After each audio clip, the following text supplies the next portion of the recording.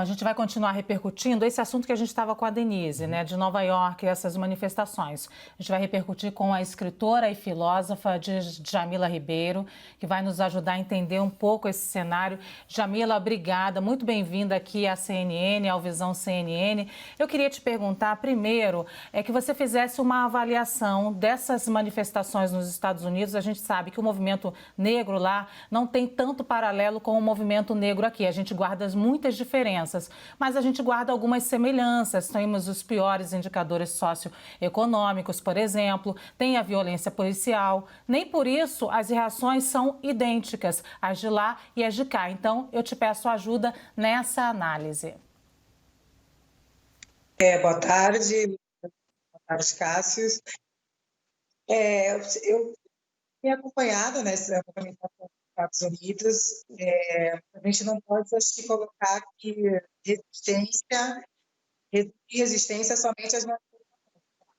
Essas manifestações são as maiores nos últimos tempos dos Estados Unidos, após o movimento dos direitos. Eu acho que mostra o quanto é um momento nos Estados Unidos de repressão aos movimentos negros. E é interessante porque em vários estados as pessoas indo às ruas para se manifestar, para exigir, né, de fato, que esses assassinatos cessem e dê respostas à população em relação a eles. Aqui no Brasil, eu acho que é importante dizer que também existem várias manifestações. Movimentos negros, historicamente, chamam muitos atos aqui no Brasil. Só que aqui no Brasil também tem um componente que a gente não pode esquecer, que o Brasil é um dos países que mais mata, né, defensores de direitos humanos, ativistas de direitos humanos. Tem uma polícia extremamente violenta, não que nos Estados Unidos também não seja, claro que é, mas aqui também tem alguns elementos que fazem com que a própria população saiba o custo que é, né, da gente ir às ruas, mas isso não quer dizer que a gente não vá.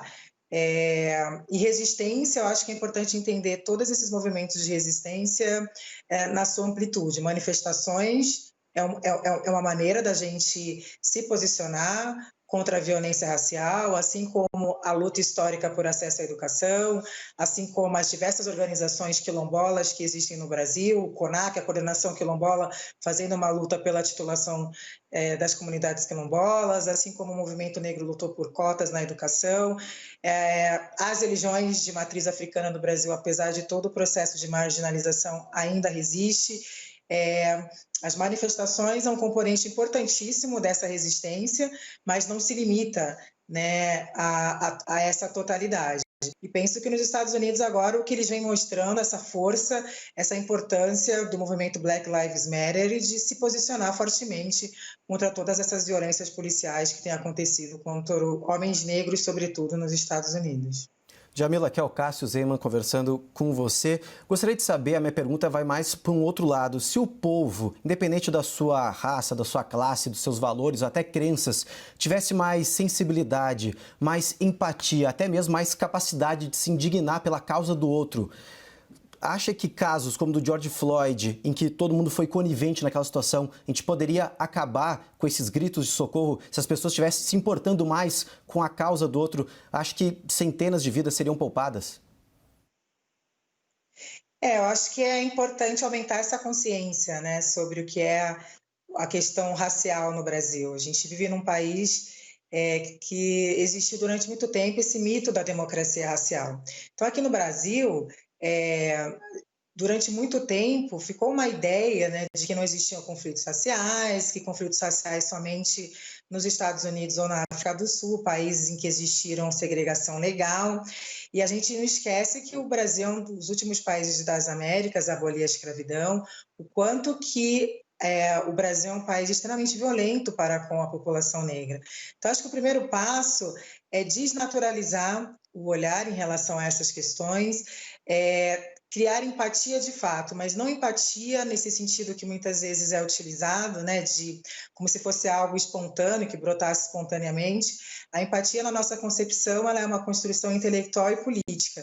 É importante que as pessoas não negras leiam sobre essa questão, entendam o que a gente está dizendo quando a gente diz que o racismo estrutura todas as relações sociais no Brasil, que racismo não é somente quando uma pessoa negra, famosa, sofre ataques nas redes sociais. Isso também é, mas racismo também é a gente viver numa sociedade em que a cada 23 minutos um jovem negro é assassinado, é a gente viver numa sociedade em que, por mais que sejamos maioria da população, não ocupamos espaços de poder, entender o racismo como estrutura.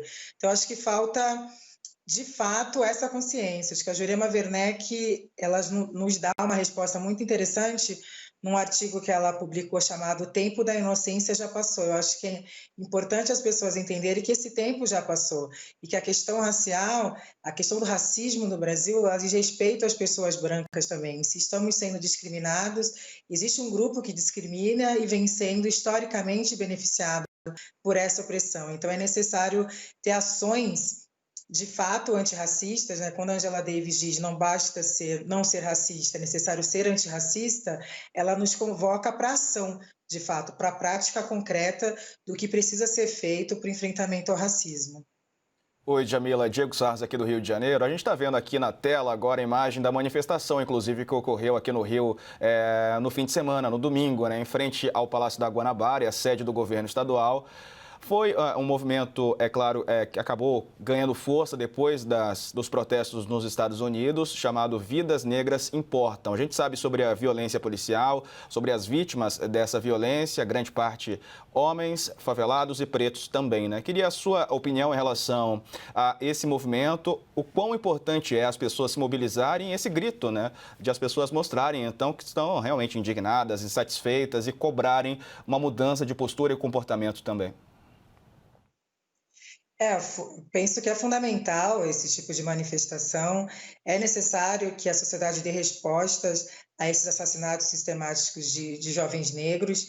É importante que as pessoas enxerguem a importância de saírem às ruas, de fato, para cobrar. As manifestações são importantíssimas, mas eu penso que a gente precisa ir além, né, das manifestações. Claro que elas são importantíssimas, é um grito de basta a tudo isso que está acontecendo, mas é necessário que no nosso dia a dia a gente entenda a importância, né, de fato, de ações antirracistas, das pessoas brancas, sobretudo nos seus espaços, né, nos espaços onde a gente não acessa. Porque senão, mais uma vez, a gente vai às ruas, a gente se manifesta e depois as coisas continuam como estão. É necessário discutir um outro tipo de segurança pública. A gente não pode ter uma segurança pública que é de guerra às drogas, que nada mais é do que guerra às populações negras e periféricas, essa criminalização dos espaços periféricos. Precisamos discutir, né, que tipos de governo nós estamos apoiando, que tipo de projetos nós estamos apoiando. Não podemos apoiar projetos que sejam projetos que tenham como objetivo, né, essa política de morte, a redução de políticas públicas para as populações negras e periféricas, num cenário de autoritário, de governos autoritários. É um cenário que há muito mais repressão aos movimentos sociais, ao passo que há a redução dessas políticas que são fundamentais. Então, eu enxergo essas manifestações como necessárias e importantes, a gente dar esse grito de basta, né, disso que está acontecendo, porém, a gente precisa continuar com essa mobilização, a gente precisa continuar com essas reflexões tão fundamentais da sociedade que a gente quer, e isso passa necessariamente por não apoiar projetos que sucateiam e nos colocam ainda mais em situação de vulnerabilidade.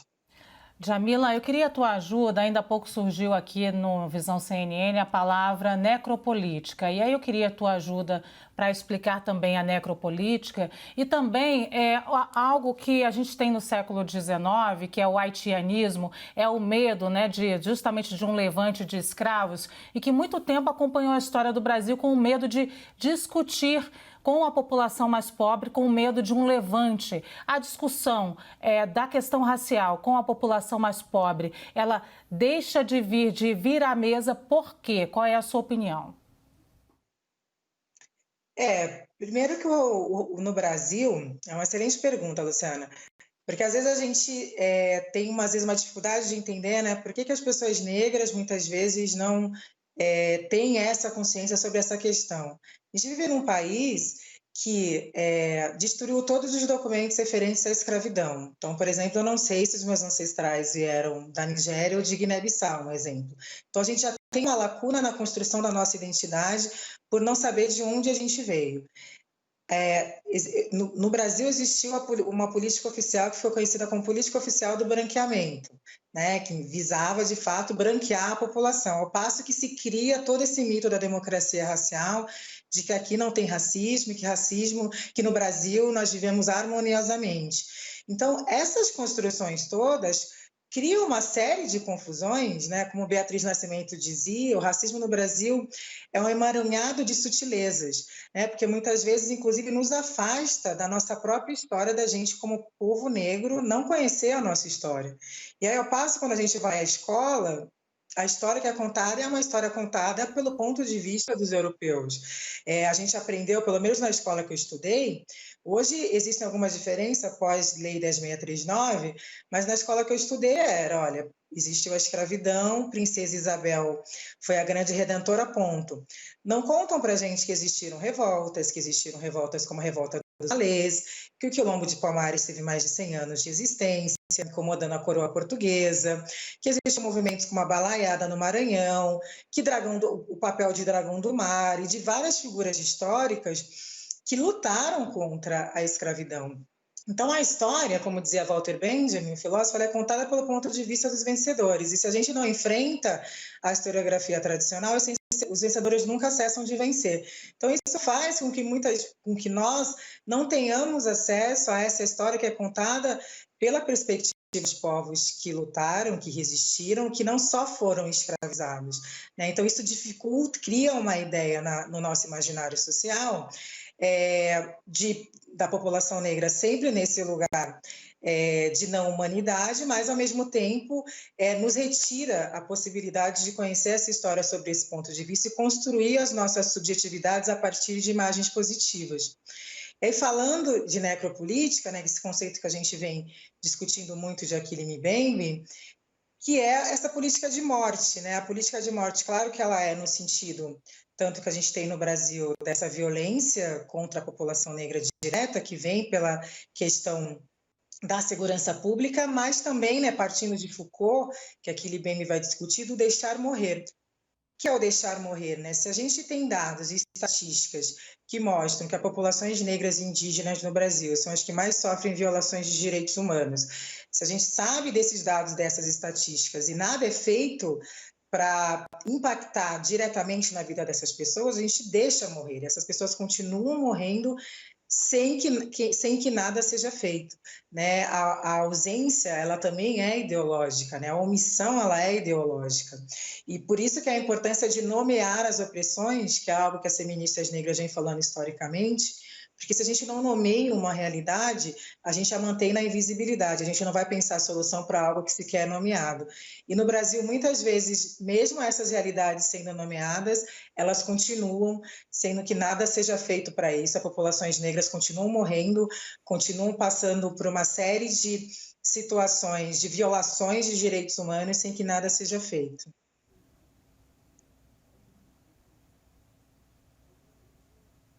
Djamila, acho que o Diego está tentando fazer uma pergunta, mas não está conseguindo. Diego, vamos tentar de novo o seu áudio? Vamos. Está chegando bem agora aí? Tudo certo? Todos me ouvem? Agora sim.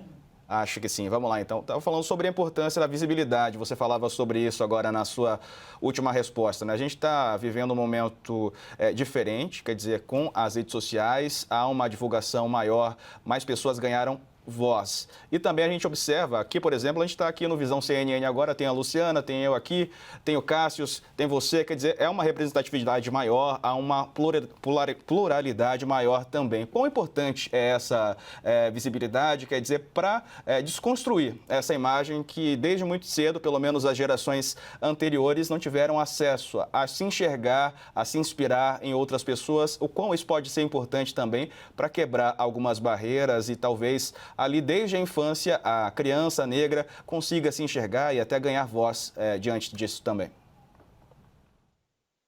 Essa é uma questão muito importante, né? O intelectual Adilson Moreira, e no livro dele, Racismo Recreativo, ele vai falar da importância de se ter imagens sociais positivas para a população negra. Porque, infelizmente, né, na história brasileira, as pessoas negras sempre vinculadas de maneira estereotipadas, não humanizadas, né? Que tipo de impacto isso causa, né, na construção da nossa subjetividade? Então, é muito importante que a gente tenha representações de imagens positivas, e a mídia produz imagens, e isso é fundamental, para que a gente tenha uma pluralidade, né, e que a gente possa se identificar positivamente com a nossa imagem num país racista em que tudo que é atribuído ao negro é colocado de maneira negativa, maneira inferiorizada ou estereotipada. Eu acho que a discussão hoje é que precisamos de mais, né? Essa questão do número de pessoas negras ainda que não refletem a realidade do povo brasileiro, né? A gente precisa de muito mais pessoas negras dentro dos espaços, sendo respeitadas nas suas individualidades, porque eu acho que isso é importante também, porque às vezes a gente cobra que uma pessoa negra dê conta de todas as pessoas negras, e nós somos diversos, nós somos múltiplos, nós partimos também de diferentes lugares e perspectivas, e respeitar também essa individualidade faz parte desse processo de restituição da nossa humanidade, porque assim como todas as pessoas, também temos as nossas complexidades, que é própria do humano. Então, eu acho que a gente precisa ter muito mais, né? A representatividade, ela é importante, mas é importante também essa pluralidade, né? Que nós, como pessoas negras, somos diversas, né? Somos múltiplas e deveríamos estar em muito mais espaços, porque isso gera, de fato, um impacto muito importante. Sou uma mãe, né, de uma menina de 15 anos e sempre procurei levar a ela essas representações de mulheres negras que não fossem essas representações pautadas no racismo, que sempre nos desumanizam e nos colocam num lugar muito estereotipado ou só com imagens sociais negativas. Djamila Ribeiro, muito obrigada por reservar aqui um pouquinho do seu tempo nessa tarde aqui na CNN e contribuir com esse debate nesse espaço. Eu que agradeço, Luciana, Cássio, um prazer. Obrigado, Djamila, pelos esclarecimentos, também pela aula, né, Lu? Até eu anotei aqui que mais do que empatia, eu preciso ainda mais construção intelectual e política sobre o que é racismo. Estudar. E conto contigo.